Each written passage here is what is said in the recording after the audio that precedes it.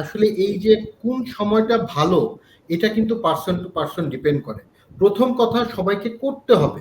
এই সময় ভালো, আমি সকালের সময়টা খুব ভালো, আমি এই যে আমি করতে পারছি না, তাহলে আর বিকালে করে তো তেমন লাভ হবে না, এটা না। আমার জন্য যদি উপকার হয়ে থাকে, আমি রাত্রি 8টার পরে বের করতে পারছি আধা ঘন্টা সময়, ওই আধা ঘন্টা সময় আমার রাতের বেলাতেই ছাদে হেঁটে হোক বা নিজের ঘরে ফ্রি হ্যান্ড এক্সারসাইজ করে হোক, অথবা সময় করে, যে আমি এগুলি পারি না, আমার জন্য আসলে মোটিভেশনাল জায়গাটা ওই জিমে গিয়ে, আমি যদি জিমে ওই পরিবেশটা পাই, তাহলে আমি ওইখানে পড়তে পারি। যেমনটা ধরেন আমরা সবাই, আমার আমার পড়ার অভ্যাসটা, আমি রাত জেগে হয়তো আধা ঘন্টা তো অনেক বেশি পড়তে পারি।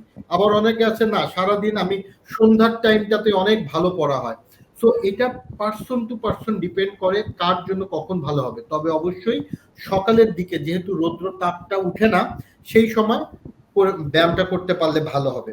কিন্তু আমরা যেমন আবার বলি যে বিকালের পরন্ত রোদে, শিশুদের ক্ষেত্রে বিকালের পরন্ত রোদের সময়টা কিন্তু খুব ভালো। ওই সময় খেললে যে ঘামটাও হয়, আমরা এসে মাগরিবের নামাজের আগে সুন্দর মতো পরিষ্কার হয়ে হাত মুখ ধুয়ে পড়তে বসার, এবং তখন হয় কি, রাতের ঘুমেরও একটা ভালো অভ্যাস পরিণত হয়।